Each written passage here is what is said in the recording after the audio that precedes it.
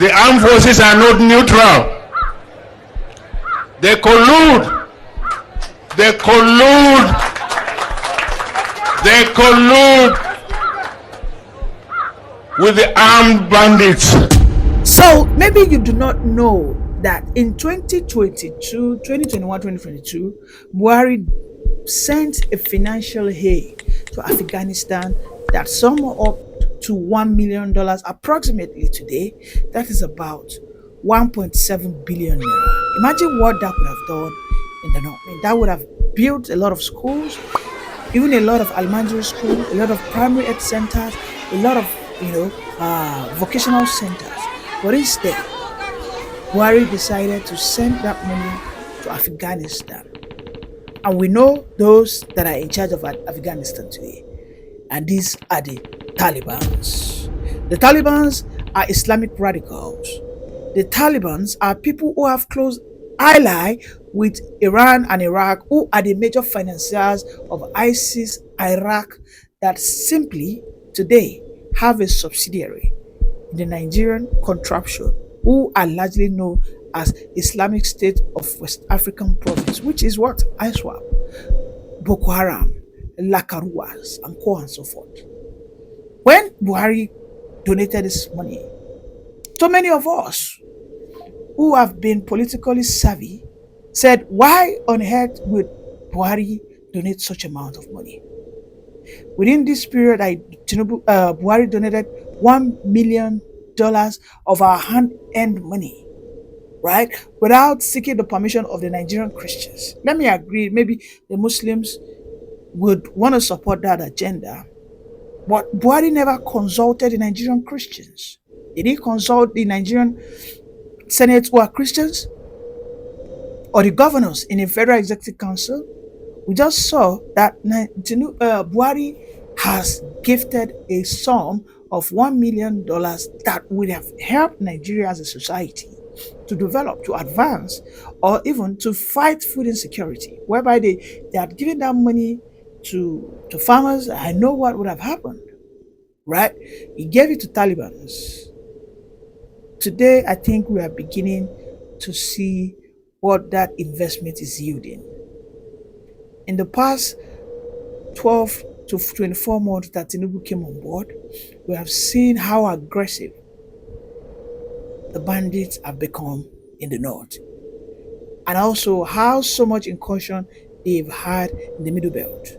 Today, these same people who are the Fulani bandits are now attacking the Nigerian army with highly sophisticated weapons. And when these weapons, when the Nigerian army get a hold of any of it and they do a forensic audit of where these weapons are coming from, it has been traced to the Middle Belt, to the Middle East, rather. So, Buhari was there about 3 years ago. Buhari donated about over $1 million to a government governed by Talibans. Today, we are seeing weapons that are from the Talibanic territories. We are seeing weapons that are from the Middle East. Today, we are seeing weapons which are way more advanced than even our own Nigerian army. And it seems that our Nigerian army cannot even withstand these bandits. This is a serious matter. Of all the issues that we have, of all the problems that we have in this country, what could be the agenda behind this goodwill that Buhari had with the Talibans in Afghanistan? Can someone please put it in the comment section? I want to know. Why would Nigeria have a close ties with a country that are radicals? These are Islamic radicals. A country termed Nigeria that is maybe just allegedly built on secularity, because in that Nigerian fake 1999 constitution, it is clearly stated there that the Nigerian as a state must never adopt a state religion. However, is that the case today? Is that what we are seeing today? Today we can see that in Nigeria as a state has been termed an Islamic republic. There was a Muslim guy who came, I think from Canada, a sheikh man. He labeled the Nigerian army, he labeled the Nigerian Islamic Army. He posted it on his Twitter handle. We have seen how Donald Trump has red flagged the Nigerian country, how they have tagged Nigeria to be so much against the Christians populace. We have seen Donald Trump question Buhari that why are you killing Christians? That it is only in Islamic countries that are intolerant to Christians that you experience such, wanton and unabated killings of people of other religions. Buhari couldn't reply. He always, he shrugged it off. He had no response to it. Again, Buhari donated $1 million. Today, I believe the proceeds of his investments are what that is driving whatever crisis that is going on within the Middle Belt upward. The other day, Zulum came out and shouted that we are having a massive resurgence of the bandits, of the terrorists. That what could be the reasons? The other day also, we saw the DSS Director General come out and say that, well, we might not be able to protect you guys because apparently it seems that these bandits now have a senior weaponries and they seem to have more foot soldiers than they can ever have. If this is not an agenda of conquest, an agenda of Islamization, tell me what it is. I heard somewhere that the Talibans, when they took over the society and the economy of Afghanistan, that in their first speech, that they sent a vote of thanks to the Nigerian government. And in that speech, they were reportedly to have said that Nigeria should be the next, where the radicals take up the affairs of the country, so that every manner of immorality, every manner of Western education or indoctrination can be washed off and wiped out of the brains of the Nigerian people. But I am sending a warning to the Talibans. This is not Afghanistan. We in the South are not Lebanon. We in the South are not the people of Iran. You got to check the issue of Lebanon before the period of 1974, when it started having what we call the Islamic Revolution. Lebanon was a peace-loving state, one of the states in Middle East that was the best when it comes to beautification and scenery for tourism and adventure. But within the period of 1974 to 79, they had what we call a massive turnout of Islamic radicals. And at the end of the day, they captured the whole state. And today, Lebanon is now one of the vassal states of Iran to spread what we call Islamization agenda. Lebanon today, which happens to be one of the bedrock of Hamas. So you will understand that we in the South, we need to rise and wake up. This is not a joking issue. This is not a joking matter. What we have going on in Nigeria is a systematic Islamization, or should I say a systematic Islamic revolution. If the North Central today, which encompasses the Benue, the Plateau people, the Taraba people, if they bow down to the indoctrination of these Fulani marauders, I tell you, we will not hear one soul. And what do I mean by the bow down? First and foremost, they give up the lands to be controlled by the Fulani bandits or the Fulani herders. And secondly, they give away their daughters. And lastly, all of them will become Islamic radicals, just as they are. Then you will have a very peaceful region. You go to Iran, you go to Lebanon. Aside from the fact that they are trying to push this Islamic revolution on Israel, Lebanon has always been peaceful.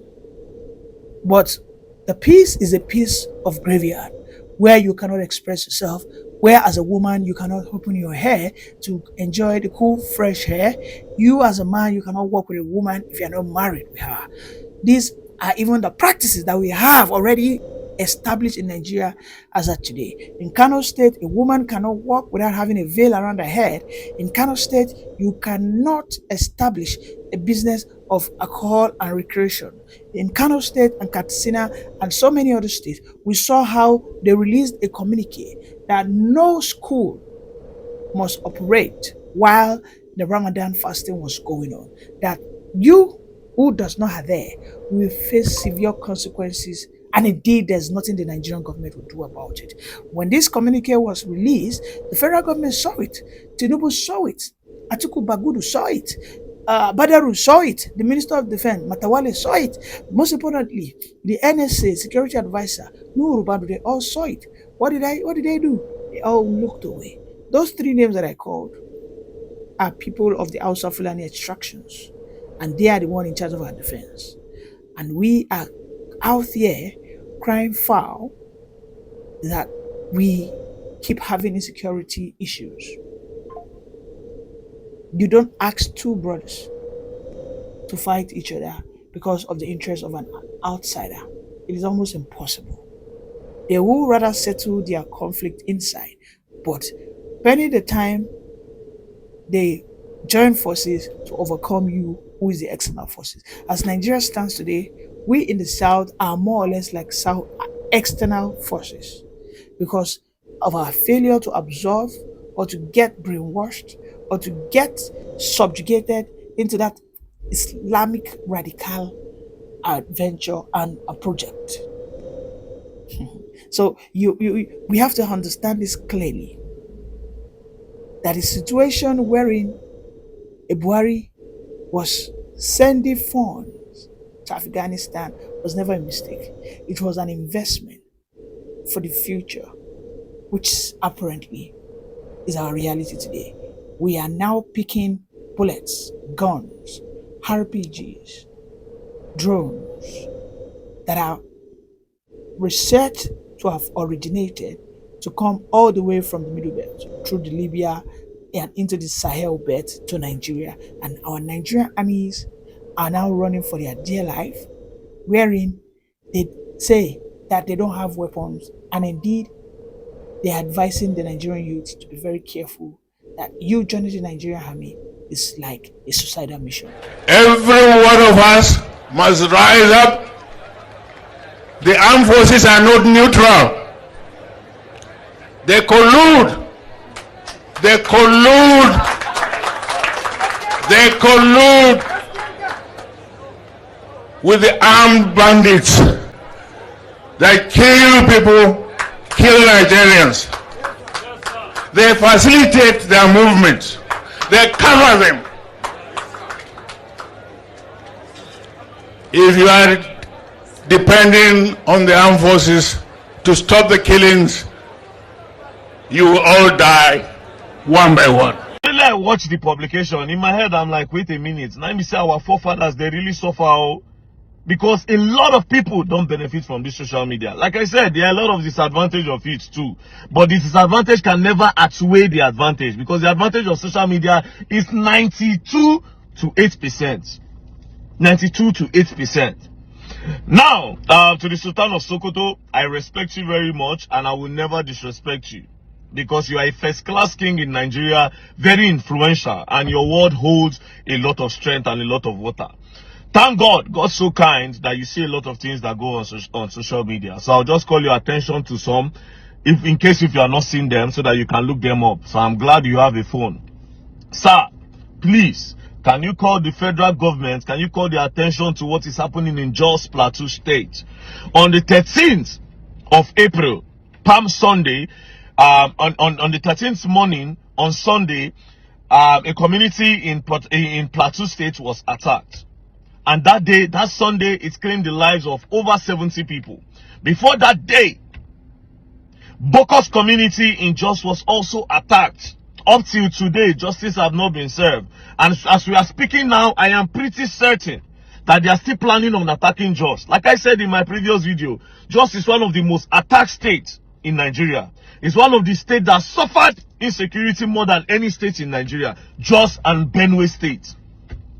Again, while we are still talking about Jos, another attack happened in Benue State.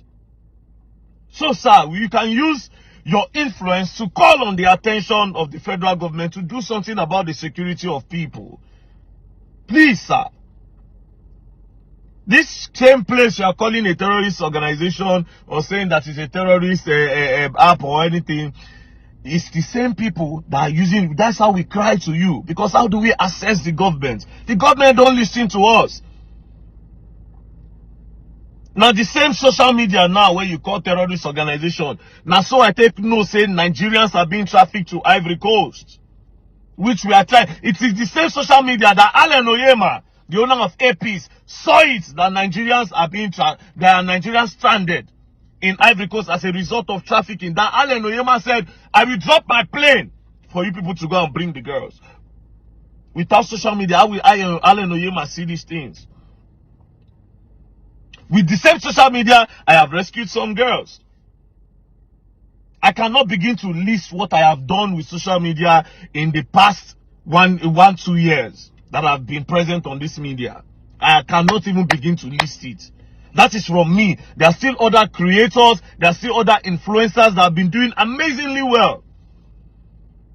I want to believe that as the Sultan of Sokoto, you are still even learning. And you learn online. Without social media, you cannot do your PhDs, you cannot do your masters. Because, my father, you are very educated. See the way you speak. Intellectually sound. So you do online classes that I'm pretty sure of. Or maybe you have done it in the time past. So without social media, how does this thing? A lot of information that is being passed. Like now, one of the what Tinubu say they do, where I don't even believe whether they do them true or false. This one where they talk say student loan. A lot of information. People don't watch TV anymore. People don't read newspapers anymore. It's only social media. So you cannot come out and say social media is a terrorist organization. It is very offensive to people like us that use social media to do good. So please, sir, use your office, since you watch the media, to call on the attention of the federal government about this injustice. See, Enugu women are still crying up to tomorrow. These herdsmen, they type them for bush. Bayelsa, they are still crying tomorrow. Edo State, we are still crying to tomorrow. Borno Meduguri has suffered a lot till tomorrow. Without social media, how do we do all these things? So now, with this viewpoint of mine, I believe I'm able to convince and not confuse you that social media is not a terrorist organization and can never be a terrorist organization, because the advantage of social media outweighs the disadvantage of social media in existence. Thank you very much, my Lord. God bless you, sir. Thank you very much. Peace and love, and don't play. Be first class king, you cannot learn. Respect, my Lord. Thank you, my father. Please, sir. Social media is not a terrorist organization. Thank you, sir. In northern part of Nigeria, so that they will all transfer. There was a time when northern part of Nigeria, there are people were transferring, going to east, west, leaving their houses because there is too much killing. That's what they want. That's why they cause killing there. They cause the terrorism there.